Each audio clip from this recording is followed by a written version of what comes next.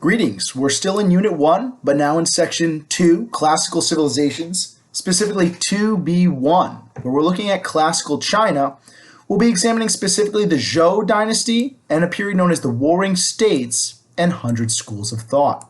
This is going to be part 1 of our examination of classical Chinese dynasties and civilization, and it'll be accompanied by an exploration of the Qin and Han dynasties in part B2. Our self-test questions. How did geographic conditions influence the development of Chinese civilization, some of which we've covered when we first did our examination of China under the Shang Dynasty? What features of government allowed classical civilizations of China, specifically to function well or not function well? What contributions have classical civilizations of China made to later civilizations? This is in many ways kind of a technology or looking at what advances they made, what ideas or innovations. That's really what's going to be in here. How did trade and warfare link civilizations and lead to cultural diffusion? So let us begin. When we last left off, we were talking about the Shang Dynasty in China and how they had these kind of religious priest kings, but after existing for centuries, the Shang were in turn invaded and overthrown by another group kind of from the eastern area known as the Zhou in a brief period of wars and conquest. Now, the Shang had kind of kept control of society of this early river valley civilization by being religious leaders. They said, the kings, that they were closest to the gods, that they conducted special rituals and rites to appease heaven, to appease the gods of China, and that only really they were capable of undertaking these rituals, and in fact, they had kind of a mandate to rule from the gods. So how are the Zhou, these new rulers, how are they going to explain to the Chinese people why they should be in charge? If the Shang were guided by the gods themselves, how could the Zhou go against them? And the Zhou came up with a pretty clever explanation of why they should now be given the power. And they said that later Zhang kings had become poor and corrupt. They'd been bad rulers. Heaven, the gods collectively, had taken away the Shang's right to rule and given it to the Zhou. And here you have this great explanation in their own words. Okay, this is Duke Zhou, so obviously he's a member of the nobility, a member of the royal family. Heaven, unpitying, has sent down ruin on the Shang. Shang has lost the mandate, and we Zhou have received it. The mandate of heaven is not easy to gain. It will be lost when men fail to live up to the humble and illustrious good virtues of their forebears. So this really explains their concept. When we have this DBQ question, when or how is the mandate lost? Well, when men or kings fail to live up to the good examples set by their forebears, by the kings who came before them. And who does Duke Zhou say can give this right to rule? Heaven, the gods themselves. So this becomes then part of what's called the dynastic cycle of China. Key idea, please star this. This is to the Chinese going to explain how and why power is given, how and why dynasties rise and fall. The Zhou will claim that they've been given the right to create a new dynasty, the Zhou dynasty, by the gods themselves, a concept known, star this, as the mandate of heaven. So what then are the main ideas of this concept of the mandate of heaven? Well, one, it says that the right to rule, or the right to have power in China, is granted by heaven. And really what that means is we're talking about the gods. Heaven together in China is the various gods that make up the Chinese pantheon. Two, the right to rule is based on a ruler's performance. You will keep the mandate of heaven if you rule justly and the people are governed well. Three, if the mandate of heaven is lost, the heavens will pick a new leader. If a king or an emperor becomes a poor leader of men and society, his power will be removed and evidence of heaven and the gods' displeasure will be shown. There will be riots, there will be rebellion and civil war, and out of that tumult, a new leader will arise, and by being able to win the civil wars, he will have shown he has the mandate of heaven. And there's tons of ways to show this in all different charts. You have kind of this new dynasty coming in. They're going to restore peace after the Civil War, protect citizens. They're going to build infrastructure like new terraces, new irrigation systems, and then they become an older dynasty. They become corrupt. There's overtaxation. Protection becomes weaker as the military is allowed to degrade in functionality and basically how efficient the military is. The infrastructure declines. There are injustices as basically the wealthy and powerful become more wealthy and powerful, and the poor and the lives of the poor become worse and worse. And that leads to this concept that the old dynasty has lost the mandate of heaven because life is not really enjoyable in that society. The gods then are going to show that they're angry. They're going to send natural disasters. There's going to be floods. There's going to be famine. There might be drought. There's going to be revolts. There might be attacks by invaders from the outside, the Zhou, or kind of these nomadic horse people, and that will lead to a new dynasty forming. So new dynasties are going to continue to claim that they've been given this mandate of heaven as natural disasters become kind of the evidence that the mandate of heaven is lost. So to the Chinese, what is evidence? Well, floods, earthquakes, famines, any type of major war, unsuccessful war, rebellions, of course, civil war. All of these are signs that the gods or the heavens have removed the mandate. And they, again, this kind of cycle of the mandate of heaven and the life cycle of a dynasty as a dragon. You have this new dynasty coming in. They've got new ideas on how to govern, new ideas on the economy. They're going to be energetic, active. They're going to protect the people, set up a new law code, try and maintain order after a period of disorder.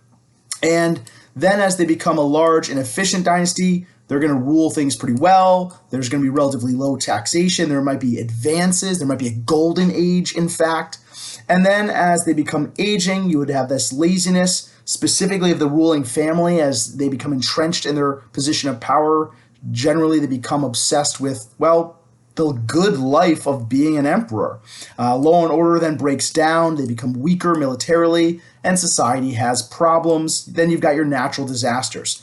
Because the lazy law and order of maintaining the irrigation systems is weakened, you have drought. Drought leads to famine. Famine frequently leads to civil war or violence or rebellions. And a outside group seeing this weakness will then invade as well. So all of this will kind of blow up in the dynasty's face, showing that the mandate of heaven is lost. So the Zhou are in charge now. This story, this fable, if you will, of the mandate of heaven works. It pacifies the people of China.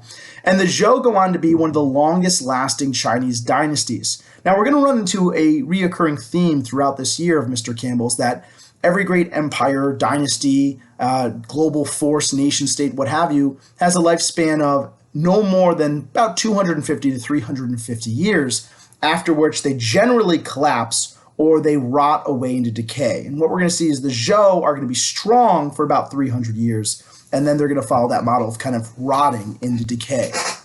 So large portions of Chinese culture, what we would consider Chinese culture, were developed and solidified during the Zhou dynasty. Clothing styles, the use of chopsticks, rice cultivation, the use of silk, all of this is spread as the Zhou expand their territory, encompassing new river valleys, the Yangtze River or Yellow River.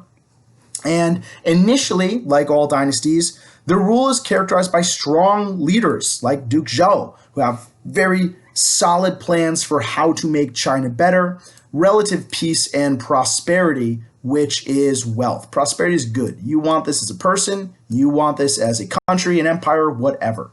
The early Zhou expand the borders of China, more than doubling its size, and then like all empires will, the later Zhou are going to have weaker rulers, which we'll explore later. So what was Zhou government like? Well, it was arguably different than the government of the Shang. The Zhou are going to invade territories and expand, and they needed to find a way to basically raise an army. They needed to find a way to incentivize or create reasons why people would want to fight on their behalf, fight for the Zhou. So what they created was a feudalistic government, the political system in which you have lords or nobles, sometimes called aristocrats, who are vassals. They are given land as long as they fight for the Zhou king. So as these soldiers fight on behalf of the king, they're awarded with some of the land in the newly conquered areas. And then they have to form basically like a contract with the king that says they will exchange their military service. They will fight. They will provide the king with an army in exchange for land. So the job of the vassal, the noble, is to guard and protect that land, to collect taxes, and to maintain political order and stability in that land. They got to collect the taxes and keep some of it. The vassal lord would keep some taxes for themselves and pass some on to the Zhou king.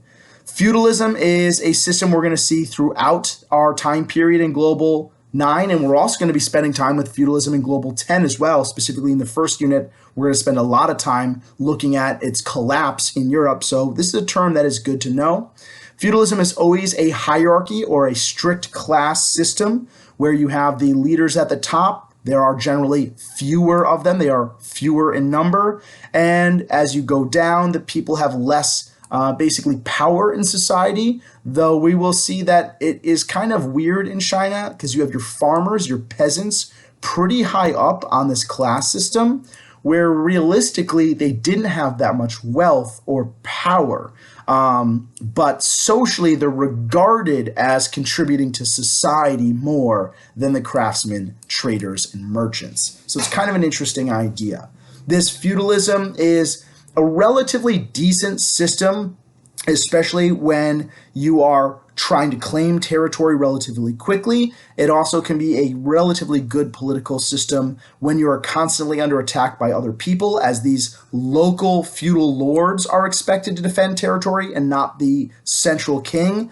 A downside of feudalism is decentralized, that these lords and nobles, they have a lot of power. And sometimes they don't want to give their money or their power back to the king. And we're going to see that gets the Zhou into trouble later. Zhou economic advances and innovations. The Zhou dynasty saw incredible advances in a variety of fields in China that are going to have lasting impacts on Chinese civilization and arguably world civilization. The Zhou learned to work with iron. Right? Our last metals we were talking about is like bronze, right? The Shang dynasty had bronze casting. Well, the Zhou learned to do the same thing with iron, which means they could mass produce tools and agricultural implements like iron plows. Iron plows are heavier. They dig deeper into the soil. They turn the soil over at a greater rate, which means you can get more plowing done quickly. And you can also mass produce weapons, such as these small knives of the Zhou dynasty. You can mass produce them by creating molds and pouring hot metal into them and making as many knives as you have a mold for. Instead of hand working each mold over an anvil with a hammer and making each knife from scratch, you just melt down metal and you pour it into clay, sand, wax molds, whatever you have, plaster, and you mass produce these weapons. An effect of this production is going to be increasing the food supply, as they can make these mass-produced tools much, much cheaper than, well, really any other civilization that existed at the time. That's going to allow them to have more people using them, which is going to increase the overall food supply, which is going to reduce the cost of food in society, which means their overall economy increases. The Zhou began to issue official currency. So instead of just being like, oh, how much do you want for that plow? I'll give you 2 chickens and a piglet. Well, no, now we can create a form of money. And this money is going to have a standard value and can be traded back and forth and is supported by the government. It is backed up by the government. This then creates a more advanced form of economy. They're still locked in a traditional economic model where the majority of people are farmers, but this is going to stimulate trade and allow them to trade goods with other civilizations.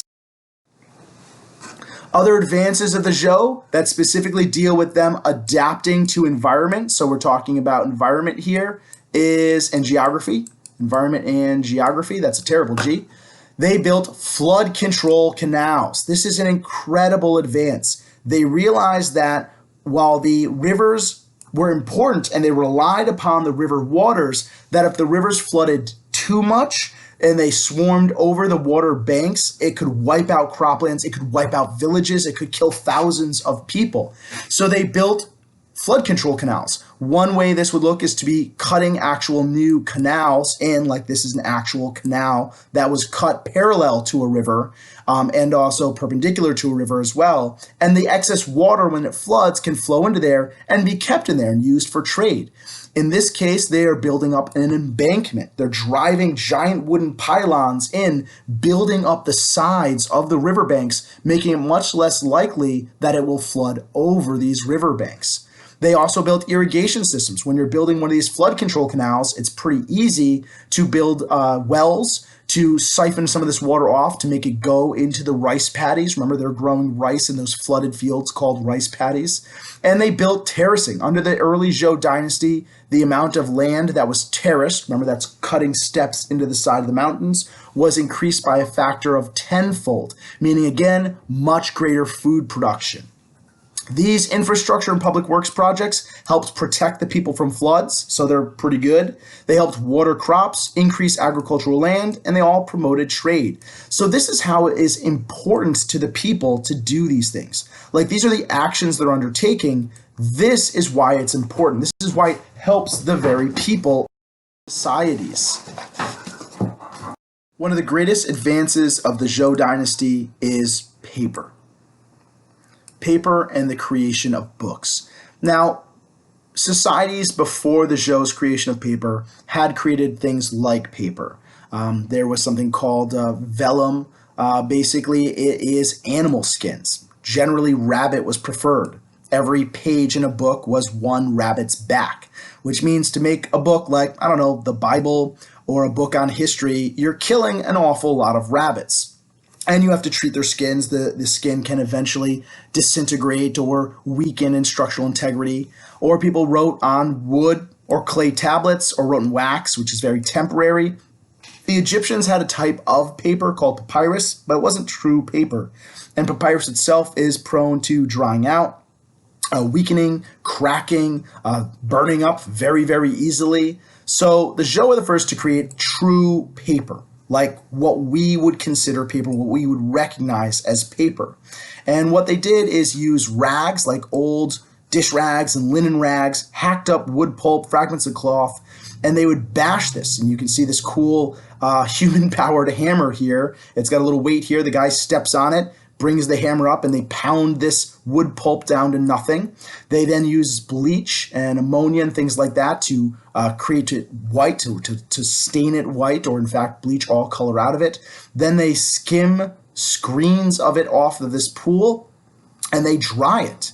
So that's that paper making process. Eventually, through cultural diffusion, this technology of papermaking spreads to the Islamic world and Europe through cultural diffusion, specifically via trade, specifically via the Silk Road trade route. And from there, you can see how it kind of expands to the rest of the world. So this is how trade spreads technology. One of the other great advances of the Zhou was silk. Silk is hugely important to the history of China because of the vast, vast wealth that it brings to the Chinese governments throughout the centuries.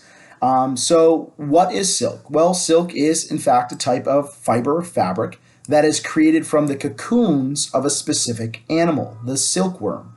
The production of silk is known as sericulture.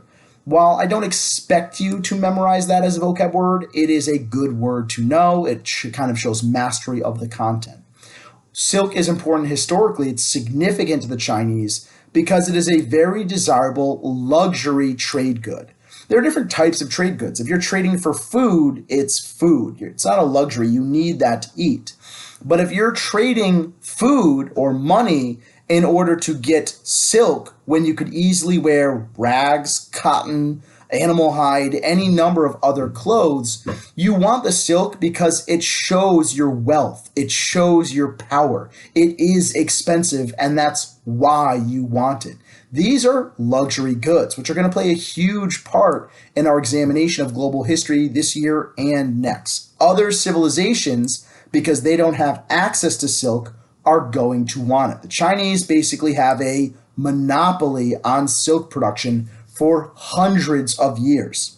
While silkworms existed in parts of Armenia, Turkey, Central Asia, and to a lesser extent some in North Africa, the Chinese are the ones that learn how to basically mass produce this, to in fact farm silkworms. Other civilizations had to basically go out into the wild and collect these cocoons, these pupa, and kind of torn up fragments of it. The Chinese have a monopoly on the mass production of how to do this. Their worms are bred to produce even larger cocoons with more silk cloth in them. The effect on China is it brought incredible wealth to the Chinese civilizations, to the Chinese dynasties for thousands of years. It is in itself a symbol of wealth and power. Silk is. Silk is very strong.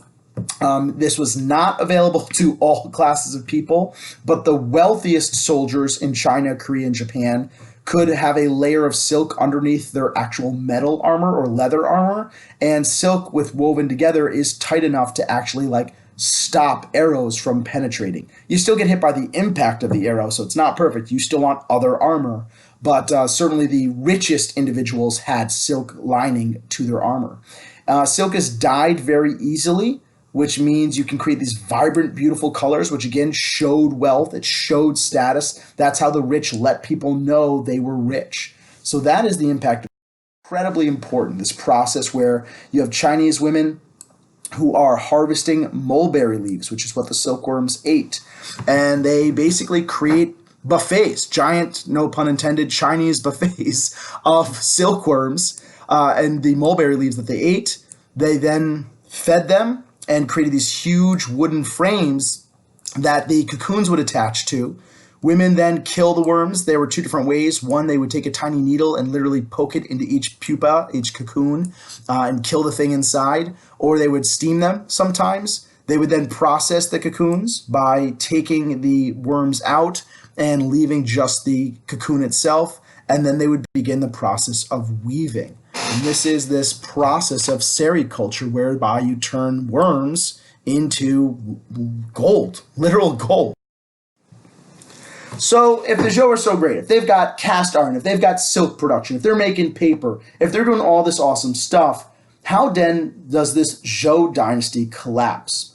Well, over time, their feudal nature of their government, where you have those vassals, those nobles, they began to hold on to more and more power. They began to inherit this position instead of being appointed to it, and they thought they should honestly have more power than the kings. This is called decentralization, when the main or central government does not have full control, and it's a common feature, cause and effect of feudalism, that oftentimes feudalism is decentralized. The king is powerful, sure, but only powerful as long as the nobles listen to them. When the nobles stop listening, this system can fall apart very quickly. And so that is basically what happens, is that eventually these vassals in China, these other families, these noble families, stop obeying the central king, and you have what's called the warring states. So how does the warring states occur, and what are some characteristics? The Warring States period is a very long period in Chinese history, lasting nearly 250 years, and arguably it began around 771 BCE, when you have this nomadic horse force kind of invading China, and they sacked the capital, killing the king. So there's no king for a little while. Sure, he has an heir, but it takes a while for the heir to take control. The new Zhou ruler moves their capital farther to the east to try and be protected from these northern invasions. And what happened is all the nobles basically declared themselves kings over their own land. Instead of saying, yes, the Zhou king is king over all, they all said, no, we are kings of our own little kingdoms, the Yan, the Zhao, the Qin, Han, Qi. And this is called a power vacuum, when someone, the original Zhou king being killed, loses control over government, and there's no one really strong enough to take all of the control for themselves. There is an absence of true power, a power vacuum. Vacuum is the absence of thing.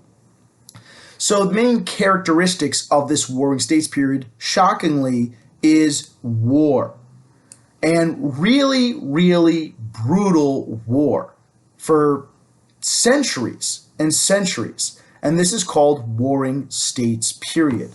And these are wars that bring chaos, anarchy, and vast destruction, where it's at one point not just armies fighting armies, but these different kingdoms waged war on each other's peoples, purposely burning down farming villages and wiping out farmers because they argued if the other side can't feed their army, there's no more farmers to produce food, then they will become weaker and the kingdom invading that land can win and take over.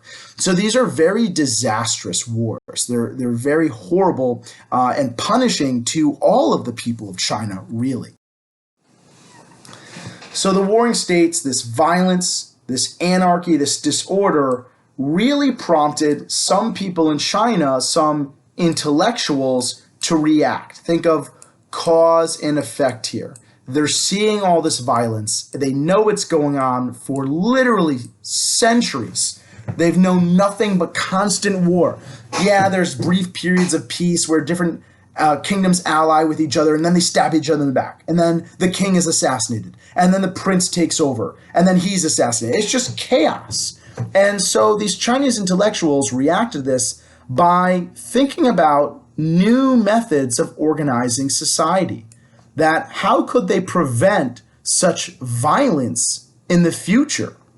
And this leads to the creation of new belief systems. Please star this concept, right? We have cause and effect. There's a violent period in human history in China known as the Warring States. You have war, violence, anarchy, chaos, disorder, and then people react by coming up with new belief systems, new ways to create governments that would promote stability and restore order to China.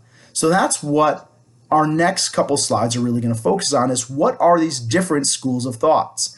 Now, I don't expect you to memorize all 100 schools of thought. Mr. Campbell didn't even have to do that in college. He only had to memorize about 30 of them. But we're going to look at the most impactful and the most important.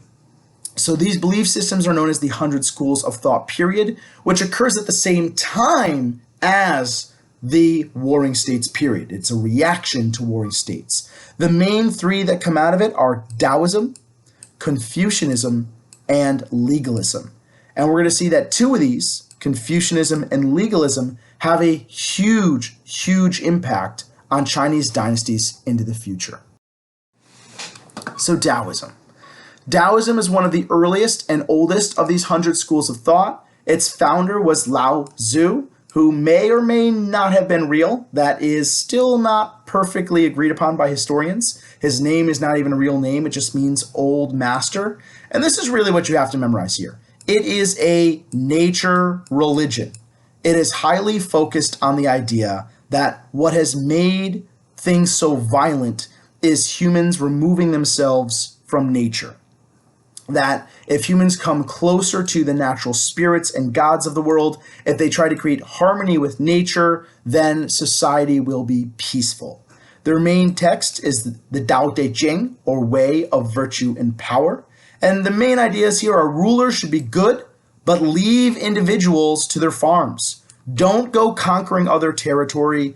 Don't go building massive projects like irrigation and flood control canals. Don't build giant city walls. Just let everyone farm and society will figure itself out. They also argue for less technology, less civilization, smaller cities or no cities, just really small countryside villages, and they say that will make mankind happy. Other main ideas within Taoism is the idea of the Tao itself. The Tao is a rough translation of the way.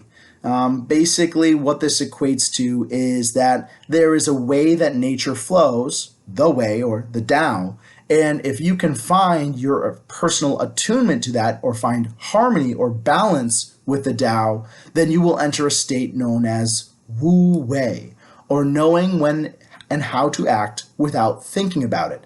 The idea and argument here is no one tells a tree how to grow up towards the sun, it simply knows. The tree, as a force of nature, is completely locked into the Tao. It is completely in a state of Wu Wei. The sun and stars move without knowing. A tree grows without thinking. That is the way of nature. And a common symbol that people kind of associate with this is the yin and yang symbol of Chinese philosophy, that there are elemental energies that kind of promote all elements of human society and really nature itself. So according to Taoism, man is unhappy because he lives according to man-made laws, that is what makes us unhappy. So a good, strong society should, under Taoism, reject formal learning and not knowledge. Basically, don't have to go to school. Rely on the senses and instincts, discover the nature and rhythm of the universe, and ignore political and social laws. You have this quote from Lao Tzu, if you are depressed, you are living in the past. If you are anxious, you are living in the future. If you are at peace, you are living in the present. Taoism, with its focus on nature, and specifically mountains, rivers, etc., areas of great preternatural power, would influence Chinese art. This becomes kind of the mainstay of Chinese art, centered around mountains, centered around great waterfalls and rivers, places of extreme natural beauty. And then because China is kind of the dominant Asian society for many centuries, it's going to influence Korean, Japanese, and to a lesser extent, Thai art and Vietnamese art as well. Arguably, one of our most important, if not our most important, of these schools of thought is Confucianism. Please highlight this, star it. Please make sure you can quickly find this in your notes. Confucianism. The founder of Confucianism as a belief system, but not a religion, was Kang Fu Zi, or later Latinized to Confucius. And he is living during this Warring States period. He is traveling. He witnesses the war, the chaos, the violence, the growing gap between the rich and poor, that the nobles, desiring more land and more wealth and bigger castles, that they are extracting taxes and the very life essence from the peasants. And he hoped throughout his life to basically get a government job. He thought he knew how to run society, and if a king would just give him a high government job, just kind of hand over the reins of power to Confucius, to himself, then he could fix society.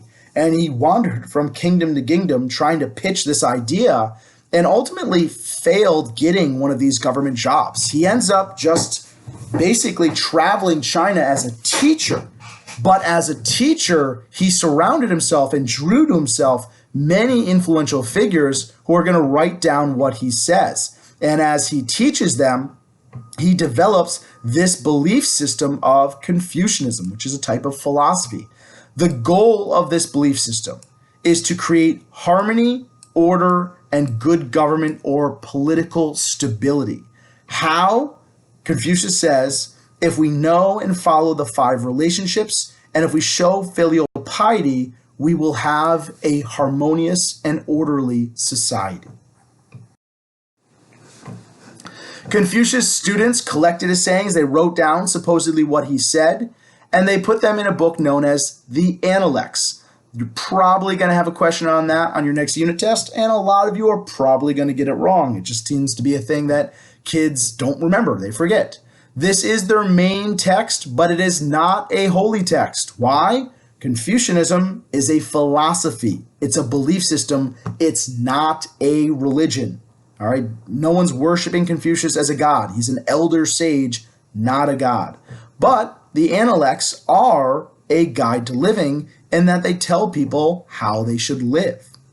So, main beliefs, 5 relationships. Star this. Confucianism says there are 5 main relationships that govern a proper human society. There is the ruler to the ruled, so your emperor to his subjects. There's the father to his son, elder brother to his younger brother, a husband to their wife, and a senior friend to a junior friend.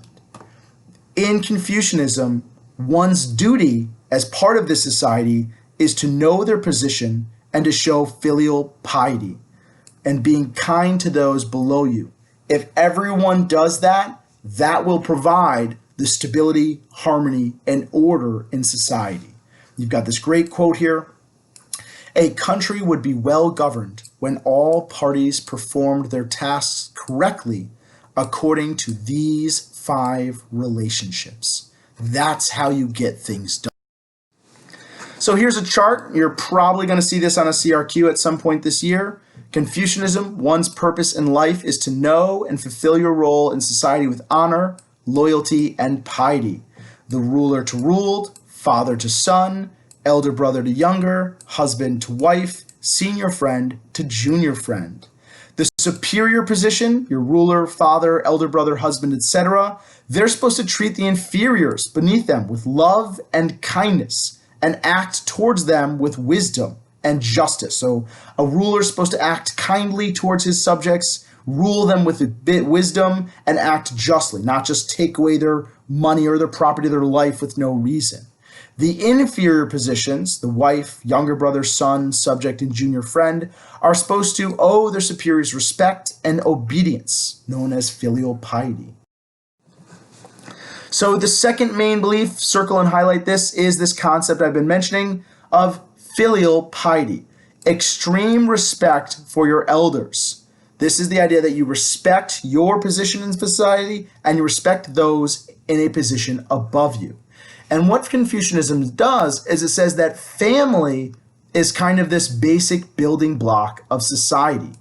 If everyone in the family never questions the father, the husband, the elder brother, there will be no fighting. If the wife never questions her husband, the family is happy. If the kids are never fighting with each other, you took my toy, no, I took your toy, meh, meh, meh, meh. Then again, if there's none of that fighting, society will function well because a harmonious family leads to a harmonious village. If all families in the village are working well, the village works well. If all of the villages in a province or state are harmonious, then the kingdom of China will be harmonious. So it basically says we have to start with the family as a building block of order. And moving up, if all families are orderly, the entire society is orderly.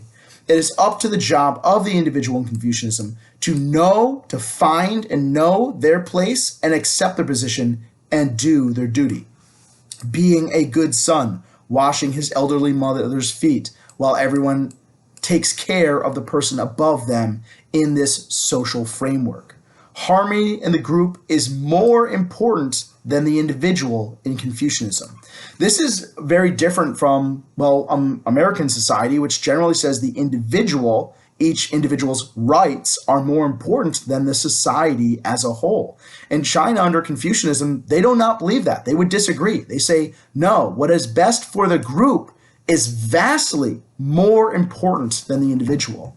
And this kind of idea is still seen in parts of communist China today, that what is best for society, the Chinese government believes is better than an individual's rights, which is why they don't really have individual rights or human rights the way we would consider them in modern day China. So that's kind of an enduring issue, that this idea of harmonious or stability for the whole is greater than the individual. Confucianism also values education. Confucius was a teacher, so teaching is seen as an excellent calling for people. And they believed in government through meritocracy, that those who are most knowledgeable, skilled, and hardworking should get the job, not people who just are nobles or who inherit a job. You got this great quote showing the value of education. A jade stone is useless before it is shaped. A man is good for nothing until he is educated. This is just kind of a different chart to explore these different ideas. Out of these, Li, Yi, Ren, Shu, and Zhou, the only one I expect you to know is this one. And I do not expect you to know its Chinese name, but you have to know this concept of filial piety. It is respect for your elders, that when you respect your elders, you are respecting their position in society, you're respecting the 5 relationships, and in doing so, you create order, stability, and harmony, which leads to a good government. Confucian society, we are going to see shortly that one of the dynasties tends to organize themselves completely on Confucianism. So what would this Confucius society look like? Well, they too are going to have a hierarchy or class structure based on merit. They are going to put peasants relatively high. They're going to put merchants and farmers down low. And at the top, obviously, you're going to have your emperor king. And then they have the gentry. And specifically, they're going to have a new group called the Confucian gentry or scholar gentry, which we're going to explore a little bit next week. Confucianism is a patriarchy. It is a male-dominated society. You can see that it was husband to wife. It was father to son, elder brother to younger brother. This shows us, and we know, that sons were valued over daughters. They can pass on the family name. They can earn an income where women were expected to basically stay home and kind of do chores. They are expected to care for their parents when their parents get older. And an effect of this throughout China and other civilizations too is that female infanticide is sometimes practiced in Confucian societies. That because boys are so much more desirable to have as a family, that female babies were sometimes left exposed to the elements or put into rivers to die. And so this leads to what we might consider kind of a power issue or an inequity issue, that women were valued less, that in-laws had power over the wives, divorce was considered shameful no matter what the reason, and that if a wife could not provide sons or had passed the age of childbearing, her husband could take on concubines or alternate wives. They could basically buy younger women to be their second and third wives and have children with them. If you could not provide your husband with a male son, that was very disgraceful to your family, and you would almost certainly be replaced with one of these concubine wives, and your life would become very hard and kind of awful. And these are just quotes you can take a look up in their own words that kind of explore these ideas of Confucianism, sayings from the Analects, but we're going to move on to legalism. This is the other big one that is most important for you to know. Legalism was founded by this handsome fellow, Master Han Fei. And he also lived during the Warring States period. In fact, he was a prince, so he was a powerful member of a ruling family. And he wanted to make his nation strong, his kingdom stronger. So he wrote down all of his ideas on how a nation could become strong.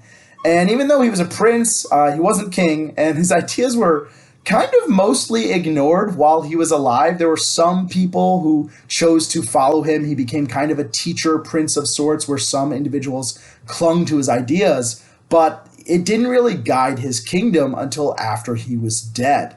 And his sayings, his ideas, were put together in a book called the Han Fei Zi, or basically the Book of Master Han Fei. And in it, it argues for a political philosophy known as legalism.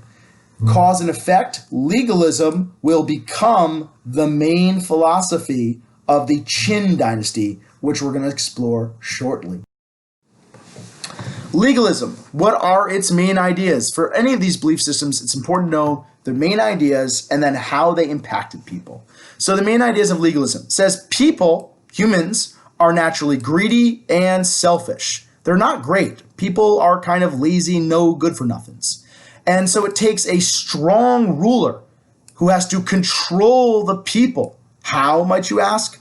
Very strict rules, very strict laws, tons of them, and make them strict. And for violating these laws, harsh punishments, including frequently judicial torture. In this one, they are breaking this man's ankles, shattering his ankles for a violation of law. And the idea here is you rule through fear of punishment, that the people will be so afraid to mess up that they will act perfectly in all situations. They will work hard, they will not steal, because if they steal, you just kill them, or you brutally break their ankles in public for all to see. These aren't done, in a jail cell. These are done publicly for everyone to see. Other ideas of legalism, that law is greater than morality. In legalism, if you stole a loaf of bread to feed a starving child, they're still going to break your ankles and possibly those of your child for eating the stolen bread. That in legalism, law is more important than the reasons behind law. Another idea is war is good. Legalism says war strengthens the state, that it creates better armies, better technology, that in a state of war, if you are victorious, you are going to claim new land, new territories, new taxation, enslave people, or capture new workers, and that is a means of making the state powerful and glorious, and that people exist to serve the state. That people don't have rights, people exist, peasants exist to serve the state. The state, the nation, the kingdom is the most important thing. Its survival is greater than anything else. And you have this great quote from Han Feizi: "If law does not command respect, then all of the ruler's actions will be endangered. If penalties are not enforced, then evil will never be defeated." And that's his view here, that the reason the warring states are chaotic and anarchic and this disordered period is because the Zhou kings did not command respect. The people, the other kings, did not fear them, and that's why warring states happened. Some great quotes from him. We are going to go over these. People are submissive to power, and few of them can be influenced by morals. He says that people don't have a moral code, but you can make them terrified of your power and violence. You cannot control people with love or rituals. Do it with fear and rewards and punishment. If rewards are high, then what the ruler wants will be affected. If punishments are heavy, what he does not want will be swiftly prevented. And that's the other aspect of legalism, is those who serve you well, reward them, generally financially. Give them gold or trade goods or luxury goods or land. Reward those who are good, violently punish those who even suffer the smallest